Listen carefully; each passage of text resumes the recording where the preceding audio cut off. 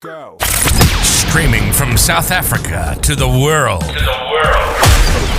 This is the Stonks Go Moon Podcast. What just happened? We break it down so you don't have to.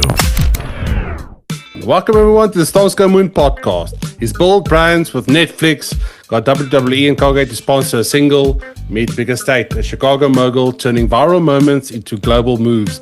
Now he's back with Safari, a new single backed by heavy hitters, and is here to talk about the machine behind the music, the business of PR, and how AI is rewriting the rules of the industry he's helping to shape. Ladies and gentlemen, my guest today, give it up, Bigga Tate. Welcome to the pod. Thank you for having me, man. It's already good hospitality, and I appreciate Dominic Natty for connecting us. The vibes. I can feel the vibes. I'm a very big vibe guy, right? And people shit on vibes, and I'm like, vibes are pretty real because there's energy that you put out into the universe. We're all made up of energy, positive and negative. And you put out such a positive energy into the world, and I think just by this early interaction with you, I can see why you are attracting so much positivity just because you put it out there in the world. So let's get started. How have you evolved from an artist to realizing, hey, I don't just want to be an artist, I want to be a CEO, I want to build an empire? What was that process like for you? Well, I feel like when you're doing all the right things and, the results are not portraying that, when you can look at times that you didn't work or times where you slept more or whatever it is, and you can say, okay, I kind of understand why I didn't progress. And that's good and well, right? That's a little bit of self-awareness. But when you're doing everything, and it's not just self-proclamated, you're doing everything you're supposed to do. And you start realizing that the people who are in the positions that you have to give you the yeses are the places that you need to get to have the freedom that you need in this industry. The gatekeepers, right? Those gatekeepers. Yeah, correct. You can always complain that the game is rigged or whatever it is, but if the game is rigged, all the legends that exist means that they were exceptions to the rule. And how did they make themselves those exceptions? That's what makes you great, when you actually discover paths that breaks every gate, that breaks off the locks. There's no more gatekeepers. The greatest people who are making foundations have stopped trying to find the biggest person to do that with, to make it easier, because they already have a platform build, and they start building. Jeff Bezos got so many no's and was in a small office. Yeah. Okay. So many no's. No one is highlighting their failures. Yeah. So I got to be a part of seeing some of those failures turn into Netflix. Some of those, because you got to understand, Netflix was laughed out of the room by Blockbuster. But look at how it changed. Their positions have changed. Yes. So I realized to become a pioneer, you have to just stop talking about it. You have to stop complaining about what position you are in, and realize that just like the chain of command, when you first came into a 9-to-5 job, you started off as an associate and you can move up into manager. So I stopped looking at the legends like Dominic Natty. I stopped looking at the legends that are like Quincy Jones as it's work for just them to do. And I decided to place it and bring it towards myself and challenge myself to become those executives that I look up, and stop looking up and start looking forward and be that person. And that came with understanding everything that I needed to understand. Like I wanted to be a student to all of the things that I found successful. If I respected Netflix, I watched Netflix so much. That's why I wanted to get co-creator credits. If I respected co-directing so much, I wanted to actually work on doing film, and I wanted to be an actor. I didn't want to just critique actors and see I understood the things that, we have some of the most advanced critiquers. That's why you'll see some of the best critiquers on basketball can't even dribble. And I didn't want to be one of those people. Totally. 100%. How was the process of taking no's? Because I'm assuming you took no's a lot, right? And a lot of people, they get so disenfranchised by just hearing no, no, no, no, and it's door closing, door closing. How did you keep that mentality going? How did you keep pushing? How did you sort of, just like, okay, this is happening. I'm manifesting this. How did that go? How did you do that? Because I know a lot of people are getting those no's and getting those doors shut down in the face, and they're struggling to push. Honestly, I think it's because I think some of these people, this is their first big rejections. But like, yes, when you're a kid that was homeless and you seen how people look at you when you asking for some money to eat, and you at some point, even a kid is smart enough to have found out that people take pity on kids, and some people take advantage of it, right? So when you find out that runs out completely, like, and that people can dehumanize you and look at you like a bag of trash or whatever it is, and you have no one to be frustrated with. You have no bricks to kick or nothing like that. You just have self-reflection on, do I want this to be the end of my story, right? So when I get no's, I'm not going to lie to you. I'm already happy that I'm able to even pitch to them, that I'm in the room to talk to them, to get a chance.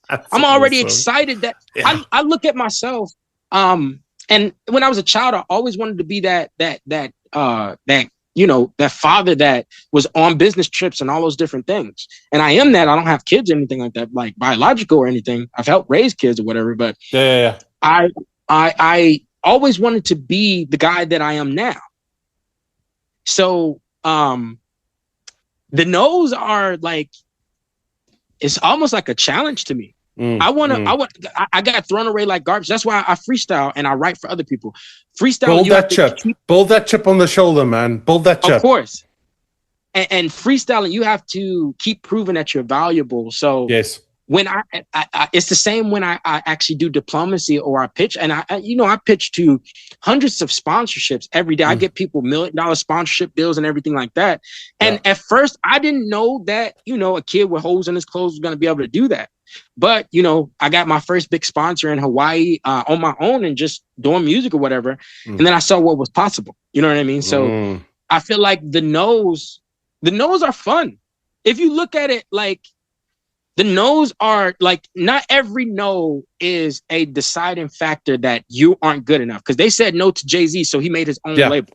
Yeah. Right? Yeah, people take it very personally, though. They take no as a self-reflection of their worth. It's like someone's telling you, you are not worthy. You are, like you said, you are a bag of trash. Yeah, and that's incorrect. The best part about that is the real guideposts, the only guideposts I know are the yeses. The no's are just inevitable. The no's are to literally, like, the fact that you're a radio host, right? No one can just wake up and be a radio host. Okay. It at some point you had to get dashed with all of the no's that set you apart from if you were going to be a radio host or just everybody else. Yeah. True. So the no's are there for that. Let's talk about those wins, and you talked about sponsors and how you land them. So your new single, Safari, drops August 20, and then you got WWE to sponsor it. How does that work? Like, how to just pick up the phone, Triple H, Mr. Khan, I'm doing this. How did that come about? So it's WWE don't just sponsor the single; they sponsor me as a brand, and so all the things that we decide. Hey, this is what we go and negotiate. I can negotiate directly with WWE and all those different things. And how I got it set up is, I never wanted to get a win just for myself. It's not really a real opportunity to me if I can't bring multiple clients. So I set up a deal with sponsorships to where, as I'm a celebrity publicist on the Emmy Award credited celebrity publicist team, partnered with Dominic Natty and everything like that with Natty Celebrity Services. Yeah. They don't just sponsor me; they sponsor any of the celebrities I work with, anybody I deem partners. Anything that I extend out to them, I can go and negotiate to them, and I say, hey, we have an event at Rolling Loud, or we're about to do On the Radar, and they have 1 billion viewership. Yeah. We want you to sponsor the content, and we may ask for monetary gain of like $10,000, or we may ask for, hey, can you do cross promotion on social media? We have a ongoing relationship with these brands, and it's not just affiliate marketing and stuff. Like, we get paid for things that's sold from our links from them and things like that. Yeah, but we also have negotiation power to, hey, we might want to ask them for a $200,000 deal for perpetuity that allows them to keep using our content forever. And a lot of brands and a lot of content creators, they don't know that when brands pay you up front, they're actually cheating you out of money sometimes. Because why, if they only pay you one time, did you know that you could have billed them for 12 months? Each time that 12 months go, they got to pay that fee again. What? That's people are taking these fees. Yeah. And brands are knowing that you don't know these things because you're not asking. Yeah, but also if you don't have money and someone, I mean, no offense, if you don't have money and someone flashes a 200 grand check in front of your eyes, 9 out of 10 times you're gonna take it. Right, and that's why they take advantage. And in that same aspect, that's why they get to own so many legends, and that's why you see certain content that comes out of nowhere because they got them at the time where they didn't know about the perpetuity or anything like that, and that's okay, but. It's best just going back to like why I had to have many different careers. Yes. I just had to learn so much. I wanted to learn so much that no one can trick me or scam. I love it. Tell me about, let's pivot a bit. I want to talk to you about AI because it's everywhere. And sort of what are your thoughts on AI in music? Because a lot of people are using it to write songs or using it to generate beats like through Suno, and using it in PR to write press releases. And I mean, there's a lot of stuff going on. What's your view on AI? Is it something that you've embraced? Is it something that you don't like? What is it? I feel like it's just like if you didn't like flying cars. You know what I mean? Like the humans are very, very smart. Like, and sometimes you'll get so surprised, like when technology like AI exists, but it's really just showing our progression of our evolution and everything like that. Now, for creators who get paid cents on the dollar by Spotify and all these different things like that, like it can make us fearful that our jobs can be taken by a robot. AI doesn't need to pay rent, so you're giving them our money. And that is sad at times or whatever it is and all these different things. But AI has literally taken, it's just like how I bet CD companies and cassette companies was devastated by streaming starting to be the new ways of source, the number one way to discover music. Oh, absolutely. I bet they would have wanted to say, hey, please don't, whatever. But the ones that were smart decided to, let's change our business model and start streaming as well, because the times are going to always change. And you may not lose your job to AI because no AI can do your job. They're actually taking all of the information. AI is the collective of all of our human knowledge. So it sounds great and it's good to write things and things like that. Yeah. But it's starting to get to a point where just like when college students would use certain things to write their reports, people are going to catch on to when you're generic. And also you're going to lose, like, say for instance, every pitch that I make has been customized. It's never been just let me copy and paste something that worked because each time it's unraveling the scroll and me being a better businessman. Now, and I'll say this lastly on AI. It's just like what has been said by many moguls before. No, you won't lose your job to an AI, but you will lose your job to someone using AI. Don't you think it makes things a bit more generic as well? Like, I mean, AI can't free throw. So, I mean, you'll always be sort of quote unquote safe. But if everything starts to look vanilla, then guys like you will even stand out even more. So, like, if you're original now, I view it as a positive. It's like, cool. Yeah, I mean, you can, but still statistics will also kind of show results are still going to negatively affect us. Because even if those things are generic, guess what? Sync licensing is a long process. It could take 9 months to get paid out. But if that's getting paid out to a robot, that money is not going to an artist who needs it. Yeah. Damn. Okay. All right. So, you've worked with major celebs. You mentioned the publishing, the PR, a celebrity PR agency, people Kevin Hart, Logan Paul. So, what's your playbook for turning a moment into sort of a movement? Like, okay, there is this thing, but it's not enough to have a thing anymore. The thing needs to become bigger, if that makes sense. I realize you have to all right, so see how most people in this industry need things. So they literally, their mind state is to come with their hand like this. Give me something. But you need to flip that hand around to show people that you're an asset and give them things first. Like show them how valuable you are and as well, you got to realize we do this thing and we forget something very vital when we realize it's so great to work with this person. This is a big thing. Woo the bam. But some of us are kind of trying to create our ego through that big connection and forget the factor of you still need to be appreciative. You still need to be appreciative that you're working with them. So prove that all the time. You don't have to, you don't have to kiss their butt all the time or whatever it is. But prove that with the assets you bring to, like a lot of my teammates, my partners, anybody I work with, first thing I'm gonna let them know I care about them is bring them a lot of money. It may not be something I'm paying for. It may be a client or whatever it is. Bring them a lot of money and it's not just me bringing them people to, just take money from, but you already are a great. Yeah, you already are a great asset to this person. So I just make win-wins. And I always make no-brainer pitches. It makes a lot of sense. Like say for instance, how I do with certain sponsorships. If I go to a gas station and I know that they have liquor, I'm gonna have my liquor sponsor be booked by them. And then I'll set it up to where, hey, it has a percentage so it helps their overhead. So you're gonna be saving money already. And then also provide sales to the sponsor. That's a symbiotic relationship. I only set up situations like that. I'm never going to come and ask any of these guys anything unreasonable because I have a platform on my own to a point where I know how to make sense now.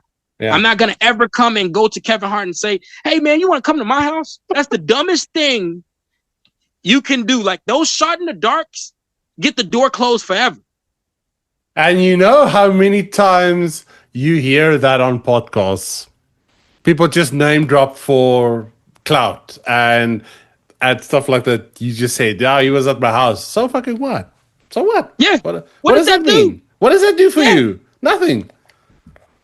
At all. You're not, and that's where it is. You really have to realize that, like, if you keep watching everybody's boat of success, right, you're going to always think that that's how it has to be while you're not building your own boat and drowning. Build your own foundation. You don't need no one can have leverage over you when you are the asset. Make yourself an asset all the time. Bars. That was a cold bar. Okay. Last question before I let you leave. Mentorship. I know you spoke about taking deals and fighting for your community. Are you taking on young guys, showing them the ropes, giving back to the community, stuff like that? Yes, I am. I actually donated enough to where I was basically I donated enough during COVID and things like that. All of my shows and things like that, I actually donated to COVID. My biggest thing is I'm gonna be doing a lot of like talking to the schools, and then I get offered to, because how Dom has mentored me, I get offered to mentor people and things like that. And I plan on basically helping, like I actually mentor all of my clients and some of the things that helps them, make sure that they're monetizing their YouTubes, all those different things. And then I also plan on basically giving back to the community and setting up different studios and setting up actually going and providing those in less fortunate community careers and actual employment with my services, and not just services, but at my actual PR firm and giving them record deals and everything like that, because I work with a lot of labels to where I can sign other people under distribution. So I'm signing younger artists to kind of like stop them from going through the pain I had to go through and things like that. Yeah. Making sure that they, and then I'm funding them too. And then I'll end up actually funding a lot of gamers and content creators for, content houses like I did before in 2018 when I did it with Monster and a couple content creators in Hawaii and things like that. Yeah. So I'm actively always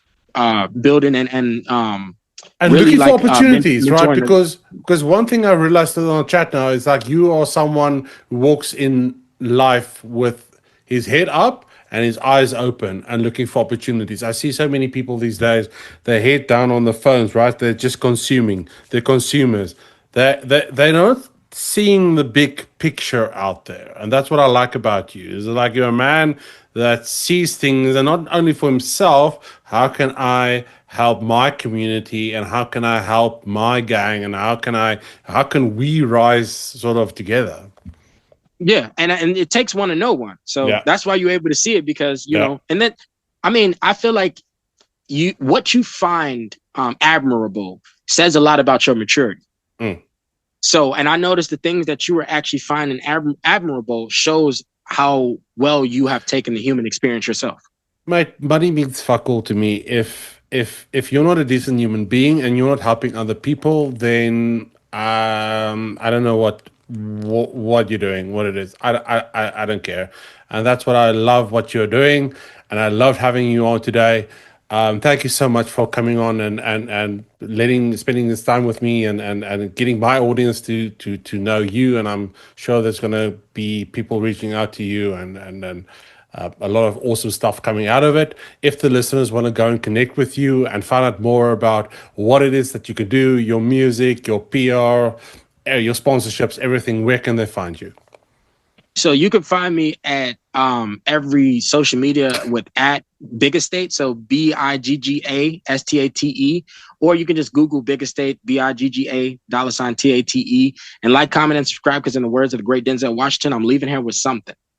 Bars. Thank you, dude. We'll put all the links in the comments to our listeners. Peace, love, and prosperity. I'll catch you on the next one. Cheers.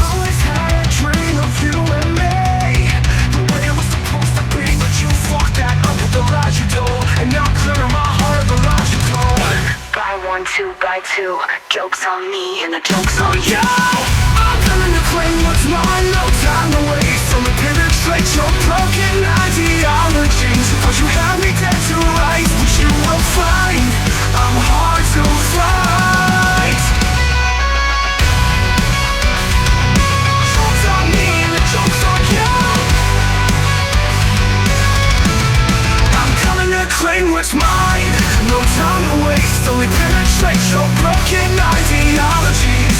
You thought you had me dead to rights, but you will find them hard to find. Time after time, I'm done with your shit. You can't hide no more. Your life is a cliff. I see through you and your games. My life sucks now. Remember my name. By two, jokes on me and the jokes on you.